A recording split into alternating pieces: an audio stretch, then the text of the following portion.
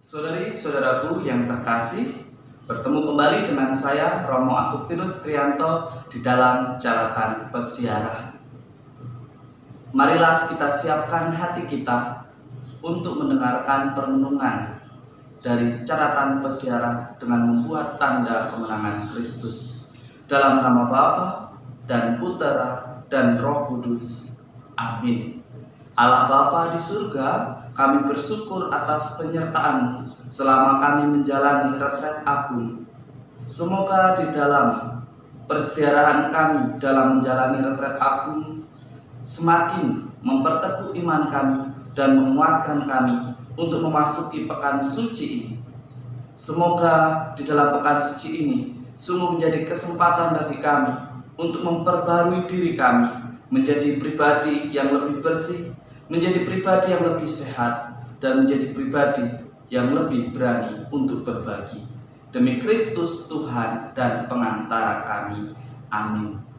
Saudari-saudaraku yang terkasih di dalam Yesus Kristus, selamat pagi. Tuhan memberkati kita semua.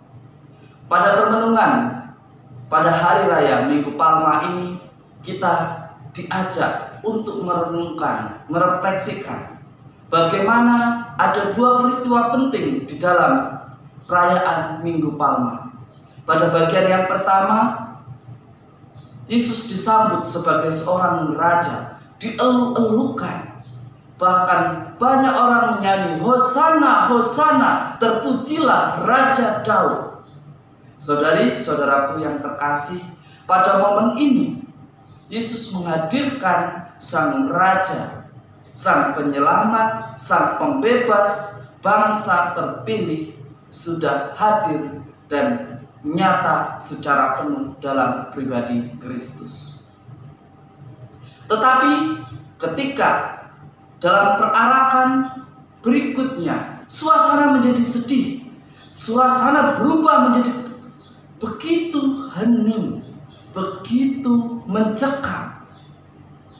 Dari suasana yang begitu ceria, suasana yang begitu mengelu-elukan Yesus sebagai Raja Daud yang baru, ketika masuk kita diajak untuk memasuki penderitaan hamba Yahweh.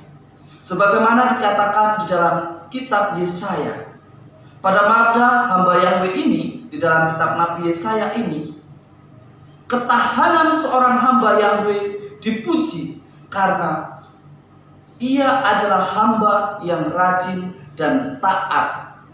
Ia bahkan setia menjalani penderitaan, menjalani perutusannya sebagai hamba, meskipun mengalami begitu banyak tantangan, begitu banyak penderitaan, hamba Yahweh tetap taat.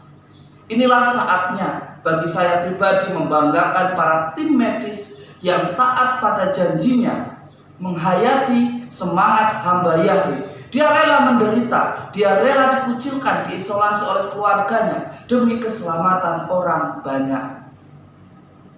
Saya melihat mereka lah pahlawan, mereka lah sang juru selamat yang berani merelakan mengorbankan dirinya, berada di garda depan untuk menyelamatkan mereka yang terkena COVID-19.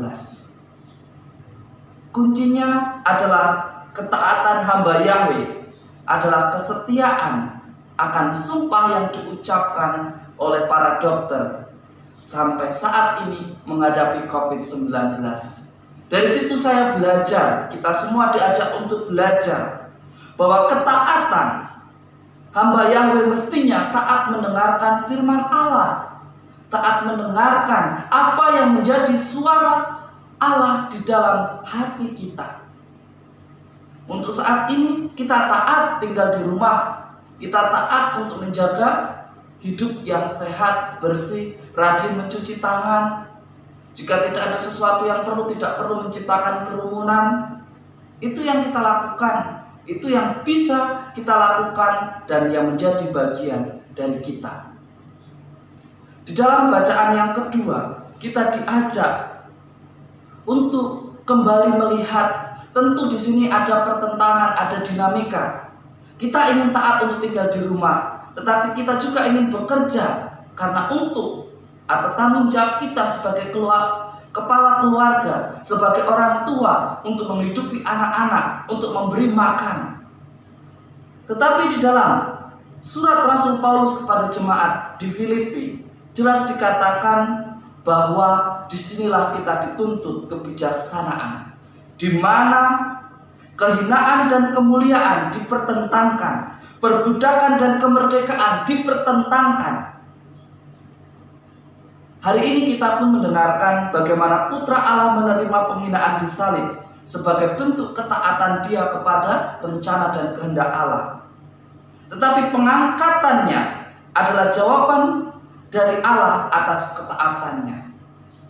Salib yang dipandang hina menjadi kemuliaan, tanda ketaatan hamba Yahweh kepada rencana Allah. Kenapa mesti di Yerusalem?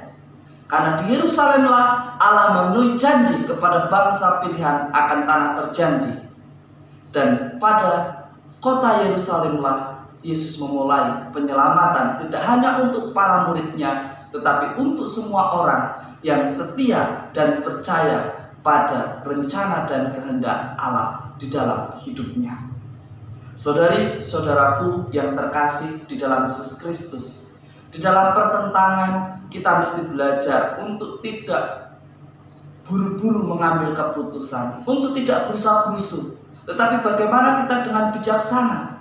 Jika memang kita mesti keluar untuk bekerja, bekerjalah dengan efisien. Kerjakanlah secepat mungkin, setepat mungkin, dan sebaik mungkin. Bukan seperti biasanya yang suka saat bekerja main sambilan dengan aplikasi yang sedikit menghibur, tetapi melupakan apa yang menjadi prioritas kita. Di dalam Injil kita mendengarkan bagaimana untuk menjadi taat. Kita mesti dihadapkan oleh sahabat-sahabat yang tidak setia. Saya pun memposisikan, kalau sebagai dokter saat ini, saya ada kekhawatiran, ketakutan. Saya melihat bagaimana ada dokter yang setia, tetapi juga ada dokter yang ingin menyelamatkan dirinya atau bahkan merasa diri tidak mampu hanya karena takut dengan COVID-19. Tetapi saya bangga dengan dokter-dokter yang dengan taat menghidupi spiritualitas ketaatan hamba Yahweh demi keselamatan banyak orang. Inilah yang paling baik untuk kita teladani saat ini. Mereka mengorbankan dirinya untuk tidak bertemu dengan keluarga, bahkan pulang mereka harus menjalani isolasi mandiri hanya semata-mata untuk keselamatan orang banyak. Itulah semangat kemuritan yang mestinya kita hidupi di dalam kisah sengsara yang kita dengarkan dari Injil Matius. Yesus di dalam kealahannya yang terselubung menjadi manusia utuh untuk merasakan penderitaan, untuk merasakan tantangan hidup sebagai manusia demi memerdekakan manusia dari kuasa dosa, yaitu kuasa kematian kekal. Akhirnya Yesus pun menang, dan Yesus pun memberikan penghidupan yang kekal bagi kita para pengikutnya. Semoga kita belajar untuk menjadi hamba Yahweh yang setia, yang bijaksana di dalam mengambil keputusan di saat pertentangan, sehingga memerdekakan suara hati kita sebagai murid Kristus yang bijaksana dan mampu membuat sesama kita menjadi lebih manusia. Semoga berkat rahmat Tuhan selalu memberkati kita semua dalam nama Bapa dan Putera dan Roh Kudus. Amin. Semoga semangat Minggu Palma ini menjadikan kita sadar betul betapa pentingnya ketaatan kita sebagai hamba Yahweh, sebagai anak-anak terang, untuk dengan bijaksana menjalani persiaran hidup kita dengan penuh sukacita. Selamat hari Minggu, selamat berkumpul bersama keluarga, dan selamat berbagi sukacita bersama keluarga dan sesamamu yang ada di sekitar rumah kita semua. Amin.